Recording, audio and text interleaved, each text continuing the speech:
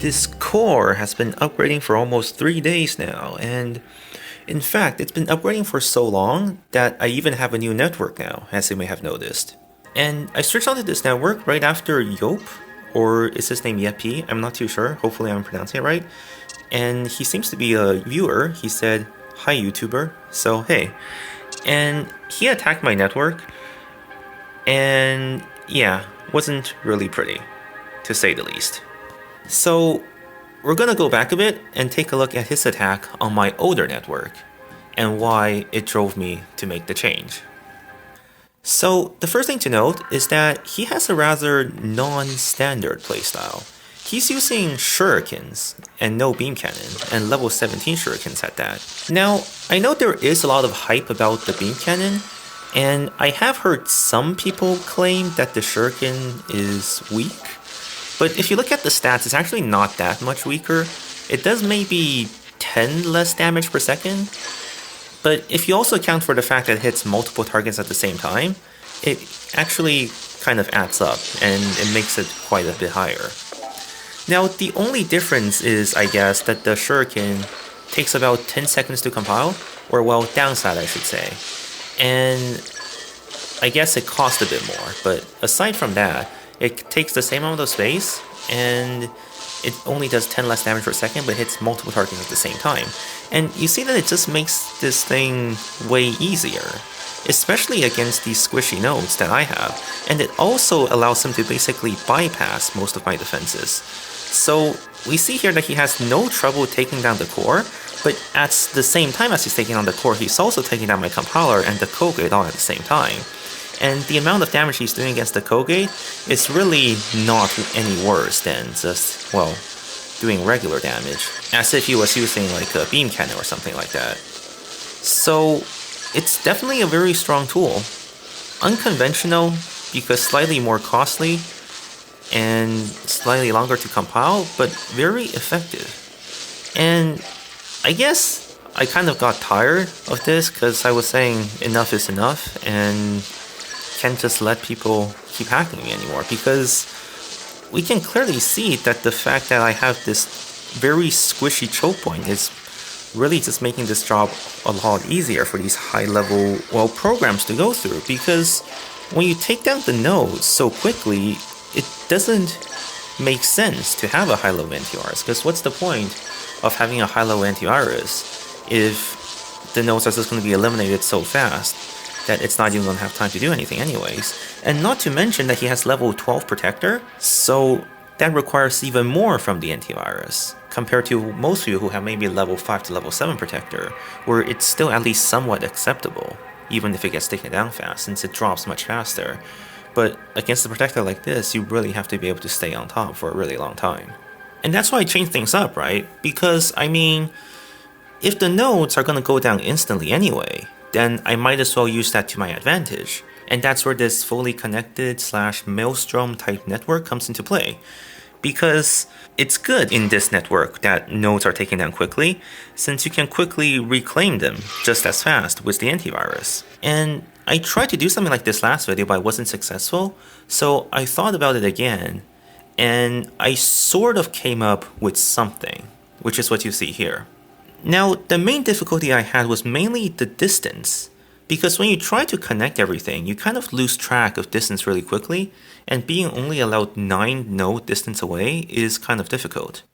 So that's why what I see a lot of people do is to have this code gate bypass type of thing, where essentially how it works is that if you go from net connection all the way to this choke point, technically the shortest route is through the code gate, down here, and then all the way.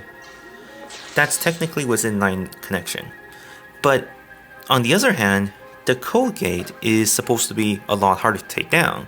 So even though it's the shortest path, it's not the easiest path. So that's why what a lot of people would rather do is actually go through these nodes, which goes down much faster, but then that's where this fully connected network comes into play, because when they try to take down these nodes, the antivirus will actually do its thing and quickly reclaim all the nodes back at the same time. So what this does is it basically puts them between a rock and a hard place. Either they stay on here forever trying to get through this code gate, which they will only have one protector and 2 beam cannons going through that. Because if they try to use the blaster, it's going to keep switching targets between the 2 black ice. And if they try to use beam cannon, they can only get 2 of it. And also note the fact that the black ice is pretty much meant to break protectors. So having 2 black ice here will make it their job even harder if they try to use protector. So they either do that and hope to have a really strong protector, or they try to go through the rest of my network, which is equally hard because, well, you have all of these nodes connected together with a really high level antivirus. And then once they get here, they still have to kind of deal with the core choke with the double guardian. I kind of stole this from Neo. I wanted to see how good it would be to have double guardian on the core and then put the storage on the guardian, since I didn't really have anywhere else to put the storages, because if you saw my failed attempt earlier where I tried to put the storages on like the 4 node sentry again, it just reduced the nodes available in this network down here quite a bit. So I kind of have to resort to putting the storage on something else, which Neo gave me the idea of using the Guardian, and then having the Guardian protect the core. But again, like I mentioned, the downside is once you take down the core, then you don't have to take down these 2 nodes anymore. Right now, these 2 nodes are just for damage now, and not so much for delaying anymore. So that's a high-level overview. Now, at a lower level, how I designed this network was, like I said, the 2 black ice to prevent sort of like a protector plus beam cannon to focus on the code gate and ignore the rest of the network type of strategy. Since the black ice plus the antivirus should hopefully break down if they just use a single protector. I mean, I saw endgame Fester use triple protector, or not triple protector, but triple black ice. So maybe double black ice could have a similar effect. That's what I'm thinking of. And then after that, I sort of follow a high-low-high pattern. So the nodes that connect to the high-level black ice are the low-level level 1 turret, level 1 sentry, and then the ones that connect to the low-level level 1 sentry and level 1 turret are again the high-level turret, and high-level turret down here. And again, this low-level black ice also connects to the high-level black ice. And then finally, the low-level nodes are connected to the sentry, which I guess is the ultimate end goal. Once they get to the sentry, then they kind of completed and gotten through the network, well, the defense portion at least. But of course, since it connects to several defense nodes, it has to take down all of these 3 nodes first before it can move on to the scanner, because if it doesn't, then these nodes will get taken back really quickly as well. So the beam cannon will keep trying to target these 2 nodes all the time. So even if you were able to somehow get onto this node by luck, you would still actually have to secure everything, or else the beam cannon will just keep switching back between this node, and sometimes even the code gate. So the idea here is if they do try to go through the fully connected network portion or the maelstrom portion, then you want them to try and take everything, which should be harder, if not equally harder, as just trying to go through the code gate. At least that's the idea anyway. And we can see this kind of working against some attackers. The level 36 player, Tronox, pretty much has almost the same playstyle as me. Minus the worm. I wouldn't use the worm, and I probably wouldn't put the Axis and the Wraith on at the same time. But aside from that, Beam Cannon 1 level lower than me, Ice Wall 1 level higher than me, same level Blaster, same level Protector, and I probably would Wraith my own code gate as well. So in this respect, very similar, also using the double Black Ice, well not the Black Ice, the Ice Wall to set up the Protector, and overall, basically what I would do on everything. So I think this is sort of, I guess, a good indication of what would happen if I myself try to hack a network like this. But maybe I would play better, at least that's the idea anyways. Because we see that he actually messed up quite a bit. He lost several protectors. I think he ended up using 1 protector on the scanner and then 2 protectors somewhere else on one of these security nodes in the middle. But then he seemed to have lost them both because he actually needs 3 ice walls to set up a protector, and he was only putting on 2, so there was that. And then he also ended up losing the protector on the scanner, as I predicted, since several hits with the black ice plus the antivirus would drop the level 9 protector over time. And I think he just wasted another protector somewhere. So yeah, he was down to 1 protector, and he wasn't even through this portion of the network. So that was very effective. Hopefully that's not exactly what would happen to me, but I just mean that the program setup would be similar. And we also see an attempt from Neo from Antarctica, who did way better. You actually saw that he got $600k and 15k Bitcoins, even though he doesn't have the triangle for resources. So it's still pretty good though. He could have gotten 16k Bitcoins, but I would say 15k is a good loot nonetheless. Now the Maelstrom portion is twofold, right? Because on one hand, it makes it difficult to take down any node in the first place, but on the other hand, it also kind of trains your reflexes, because you also have to be really fast at selecting the right node as it gets taken. Because if you are sort of slow at that, then when you try to put on the ice wall, it's going to get reclaimed back almost immediately. And we see that Neo kind of tries that, and it's pretty difficult, we can see. So we saw that he just lost an ice wall right there on the sentry, and then he just lost another ice wall right there, and now it's back to the scanner.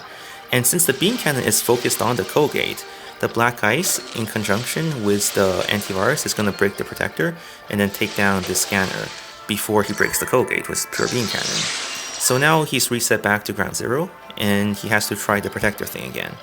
Luckily though, it seems like he has much better luck this time by electing to put on the protector, and he actually got the protector on, unlike the Tronox guy who we just saw earlier, who lost 4 protectors just on this portion. And eventually he does make it through. Some very last minute ice walls there. Does end up using almost all of his ice wall, but the key thing here is that he broke the co-gate. And we see that once you break the co-gate, it just becomes way easier, because the co-gate is pretty much, I guess, a safe spot. The co-gate is only connected to this node, which is really weak, and it gets a direct path onto the sentry, which, as I said earlier, is basically the final objective, the holy grail, if you will. So once you break down the co-gate, it's really easy to get onto the sentry. And in fact, we saw that some of these nodes back there were still being taken back even after he took down the sentry. So if he wasn't able to break the co-gate, that might have even spelled trouble for him. In fact, by the time he got onto the core, he was pretty much down to his last protector, and he had no more ice walls remaining, so he even had to use a shocker just to set up the protector. Now, he does have the stun lock on the core, even though the core is on upgrade, so I guess it doesn't really matter in the end. But we see that he has a level 7 protector, so this was a huge problem for him, because the double antivirus from the level 18 antivirus does drop the level 7 protector over time. So he had to sacrifice one of his blaster with a shocker, and then he was able to get it. Now, if my guardians were a bit stronger, I think that would have been a big problem for him, since he has his last shocker that he just used, and he pretty much used all of his programs. He technically didn't win, but I don't think this is a loss, given the loot, and he pretty much almost finished downloading the core, and well, he took full control, so he still got the reputation. It's not like he lost reputation. So I think that's pretty good. But the key lesson here from this hack is how key, no pun intended, this co-gate is, because once the co-gate goes down, it makes this job so much easier, since the only thing connected to this co-gate, like I said, is the direct path onto the sentry, or this really weak level 1 turret. So I'm not sure if maybe it's worth it to connect the higher level turret to the co-gate, but at the same time, the co-gate isn't really a good node to be taken down by turrets, because co-gates by themselves are actually decently tanky. And considering that they only take 3 slots, it's even harder to take them down with pure turrets. So if anything, it might be good if I have replaced this with a turret to connect to the co-gate, and maybe a high level turret to connect to this co-gate. That could be something I could do, but nonetheless, if they do take down the co-gate, that's definitely what I don't want, even if I can try to suppress it a little bit. And we actually see Yopi demonstrate exactly this. Now I was going to ask him to test my network again. I was just waiting for my beam cannon level 16 to finish, because once I get level 16 beam cannon, it will be the same damage as my blaster, well actually a bit higher damage. So then at least maybe I can drop a few blaster and focus more on the beam cannon. But I didn't get to that, because he decided to attack me again. I guess he just found me since I didn't get to retrace him yet, so I have 2 retraces now if I want to practice, which I will take up on your offer, by the way. I'm just waiting for the programs to finish, since right now my program setup is kind of crappy. And if we take a quick look at his network actually, we can see that he has very low level node on everything, but level 19 plus Sentry, and very high level Colgate. So those are probably going to be the main challenge. In fact, I don't think I can even break this Colgate. This is 18 plus or something. So that could be a bit of trouble, although I do have a few slots here. But overall, I think it's going to be a bit shocker heavy, perhaps. And I would definitely need some very strong blaster or beam cannon combination to get through that one Colgate. And not to mention the fact that my level 2 ice wall might just drop instantly to the level 19 plus Sentry. So I might have to rely more on the shocker. So yeah. But don't worry, I'll give it a try very soon. Either when my program finishes, or when you drop to the very bottom of my security log, which there is still a bit of room for, so whichever comes first. But yeah, I got a bit sidetracked here. Like I was saying, he demonstrated exactly why the Colgate is the weak point of the Maelstrom setup. So this here, piece of cake, nothing really to talk about. Level 17 Shuriken, pretty much, I guess the Shuriken probably is like beam cannon damage -1. So the level 17 Shuriken is probably equivalent to the level 16 beam cannon. And there does seem to be a bit of delay, but that's pretty much negligible. Anyhow, we see here that the key is he sets up the protector and then he just goes on with pure Shuriken. And the black ice is, well, strong, but it's not that strong. It gets taken down by the Shuriken pretty quickly, even though it's supposedly my higher level node. So it barely fires off enough shots to actually take down his level 12 protector. And the fact that his level 12 protector, in conjunction with having Shuriken, means that he basically gets this bypass, which is exactly what I was trying to prevent. Because I don't want people to be able to bypass the rest of my network and get onto the Colgate. But since he is able to maintain his protector here, by having the high level protector, plus the fact that I have low level black ice, plus his high level Shuriken, he pretty much managed to ignore the fully connected layer of my network and then get straight onto the core. So because he was able to do this, this was actually easier than when he hacked me at first, because now he doesn't have to even worry about using more than one protector, since he doesn't actually need to use the protector when he can just bypass all of my security nodes. Whereas at least before, I guess he still actually had to use 2 or 3 protectors on each choke point. And the obviously under-leveled Guardian doesn't do anything to protect the core, even against Shurikens. So he doesn't seem to be going for full control. And he said he doesn't need money, which is funny, since I also don't need money, because I'm upgrading the core. I can't really do anything with my money, so... But yeah, it seems like he only went for the core, and then that was it. But I would imagine that he can probably take full control quite easily if he really wanted to, because I mean, he got down the Colgate, and that's pretty much key. So he said I should upgrade the Colgate ASAP, don't let the attacker 1v1 the tanky node, and I definitely agree with that. But there's actually several things going on here, right? Because upgrading the Colgate is one thing, which luckily I don't have to do another calculation for, since it's essentially just beam cannon level -1. But it's also the fact that if I don't want to let him just 1v1 the Colgate, I also have to level the black ice. Because as long as the black ice is so squishy, they pretty much don't do any damage at all, and they wouldn't serve the role of breaking the protector like I intended them to. So I actually have to upgrade 3 nodes here, and then I still have to upgrade the antivirus. So it's pretty difficult. And that's the major downside of this setup, I guess, is that even though this setup is good in theory, the amount of things I have to upgrade to make it actually work is a lot more than the previous setup. Because the thing is, against a high-level attacker, I have to focus on a lot of things to upgrade, whereas against a low-level attacker, it really doesn't make a difference with this setup or the previous setup. They wouldn't be able to get through anyways. So really, I either need a setup that takes advantage of only the antivirus and doesn't rely on a high-level node of anything else like this Colgate bypass does, or I need to level the nodes more evenly, but mainly the Colgate. Because right now it just looks better, but it's not really better. It's probably worse, and I might be better to just go back to the old setup, in fact.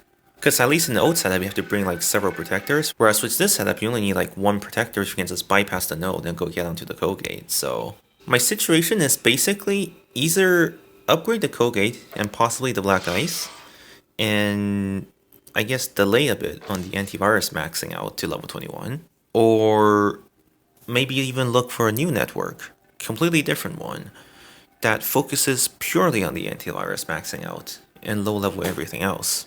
I have to think about that. But I guess that's all for now, because I'm still waiting for this core to finish upgrading. In fact, it's supposed to be 12 days if it's only one thread, and I reduced it by having all 5 threads on it, and it's technically 2 days, but the fact that it goes into the night means it's basically 3 days, so I actually have to set the thread back to 3 thread, and then upgrade something else overnight. Because then this way I at least can take advantage of the last 2 threads, since I'm going to be asleep for 9 hours anyways.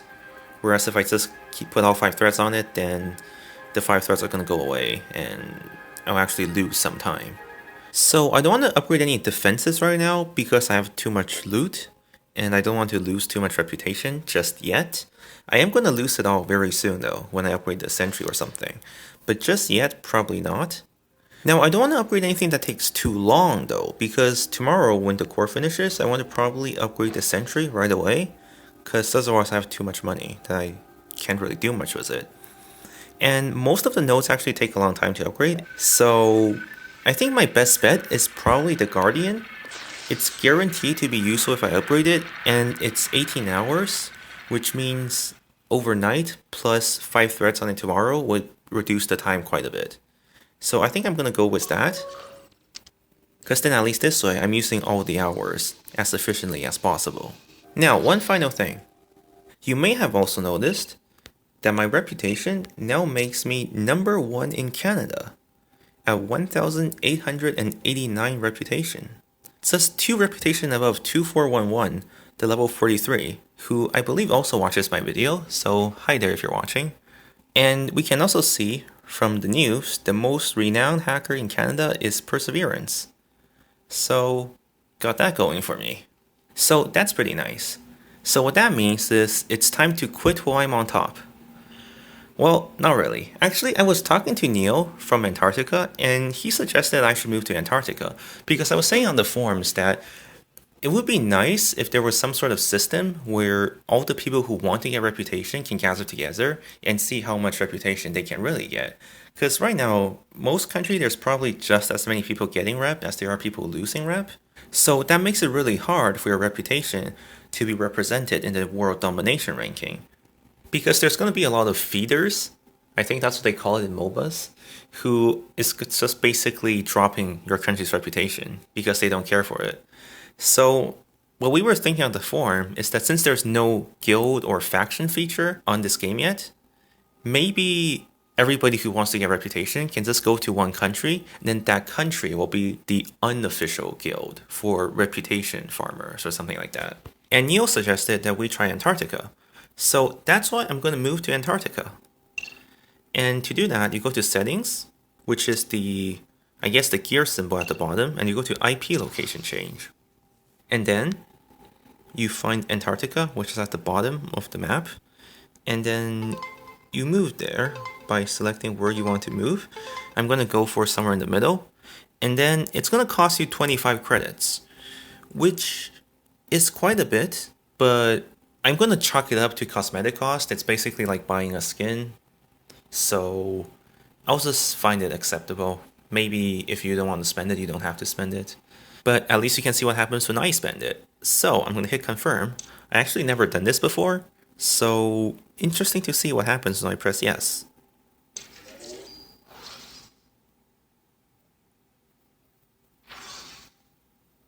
Huh. So that's what happens. Well then, I am now officially in Antarctica. As you can see by this symbol here that tells me where I am, I'm represented by Antarctica in the world domination. I'm number 2 in Antarctica, apparently 10 is even higher. And I'm above Neo, actually. He was above me for quite a while, so it looks like I caught up. And best nearby. Not that many people nearby, apparently. I don't know how the best nearby thing actually works. I guess it's not a huge deal. But yeah, so there we go. Aside from that, really it's just a cosmetic change, basically like getting a skin for your network. Cost 25 credits, which I'll get back in a day or two, probably, with dailies plus 3 credits, so I would like to think it was worth it, at least. But yeah, that's it for this episode. So if you enjoyed it, then please remember to leave a like and subscribe, and I'll see you in the next episode. Thank you.